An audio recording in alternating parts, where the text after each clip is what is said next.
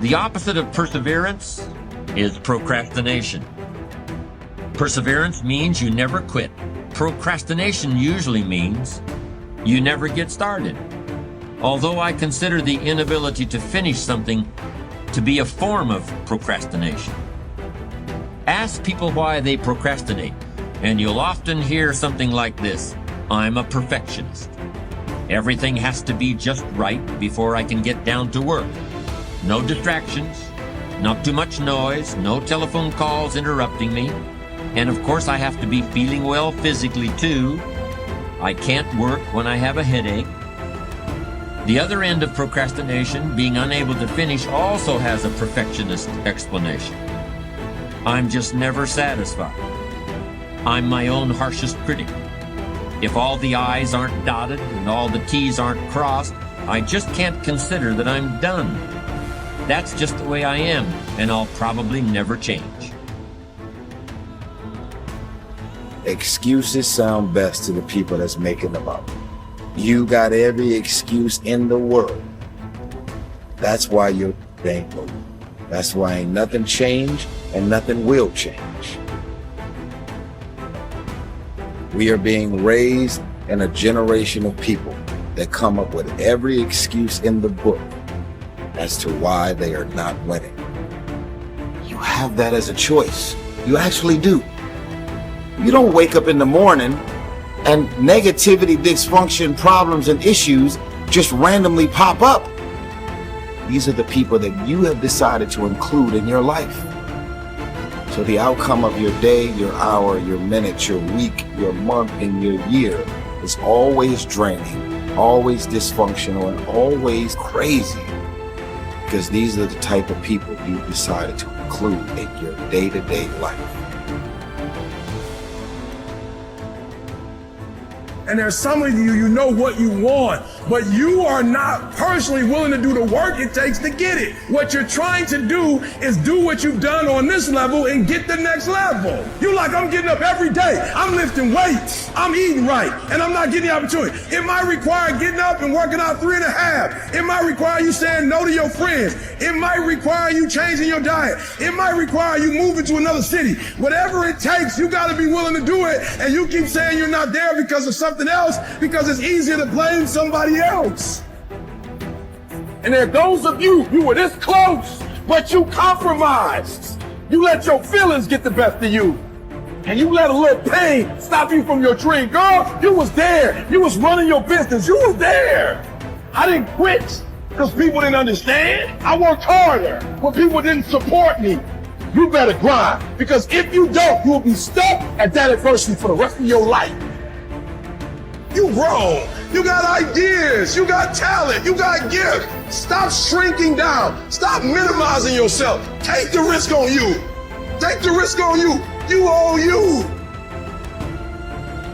No more excuses. No more, I'll start tomorrow. No more, just this once. No more accepting the shortfalls of my own will. No more taking the easy road. No more waiting for the perfect moment, and no more indecision, and no more lies. No more weakness. Now is the time for strength. And through strength, and through will, and through unwavering discipline, I will become who I want to be.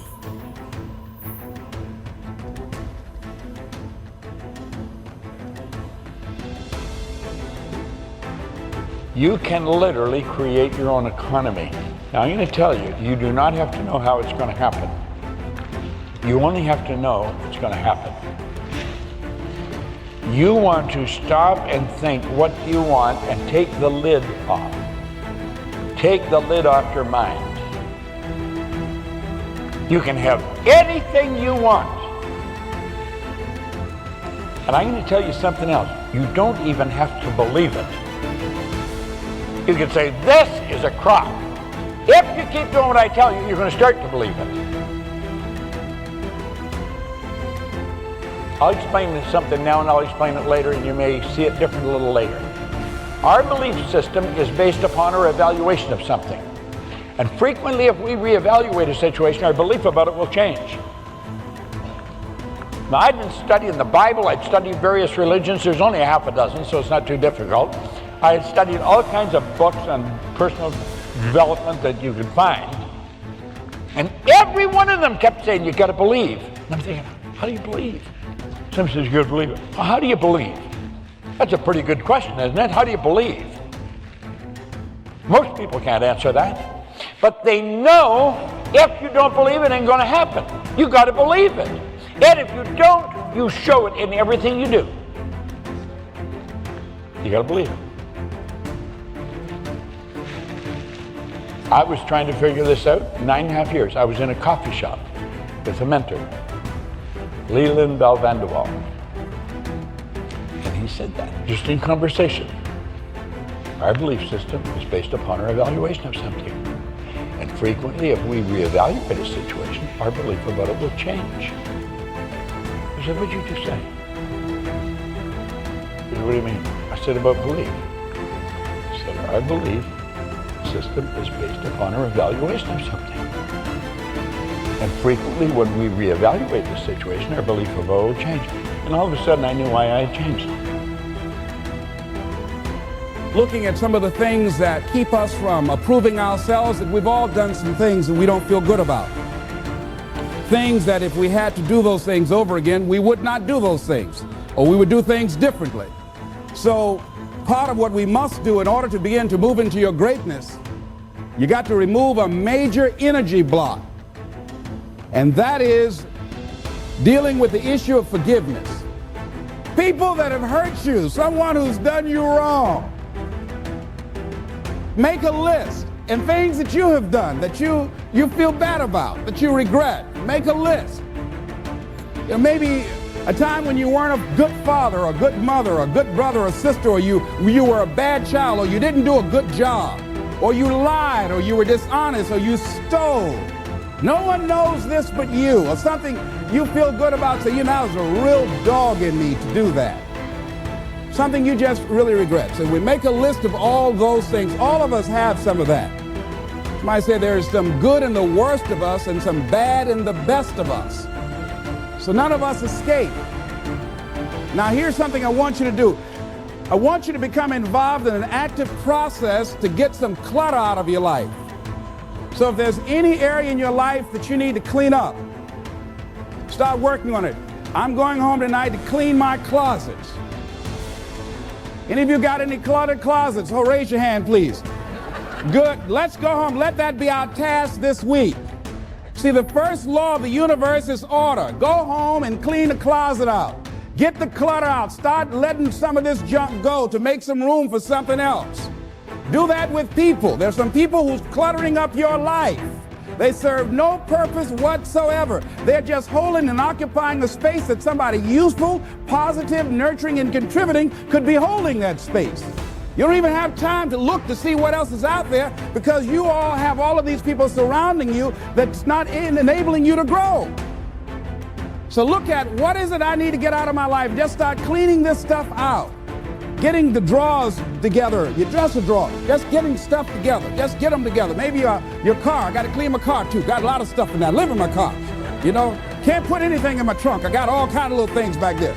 2 of my children back there in the trunk, you know. Everything, stuff everywhere. So I say, hey, let me just get this together. See, whatever you have in your environment is a reflection of your consciousness. So you got all that chaos there. That represents some disorganized, cluttered section of your mind. So let's get all that out of there, all right? Work to get that out, clean that up. Relentless is more than just a mindset. It's a skill set, it's a mindset, it's a way to kick ass. We talk about kicking ass and taking names. Well, when you're relentless, you've kicked so much ass, you can't remember all the names because it becomes irrelevant. The name that they remember is your name. That's what relentless is being about. It's not about others, it's about yourself. It's about taking yourself to a level that only few people can achieve. The mindset is completely different. It's learning to step on their throat. It's about killing the competition. Your fiercest competitors are cutthroat individuals. All they want to do is win, and they want to win over and over again. It's not just a one-time thing. Success is repeated many, many times. You can have a skill set to do a lot of things. Okay, you can train, you can read a manual, you can do all these different things, but a skill set only works if you have that mindset.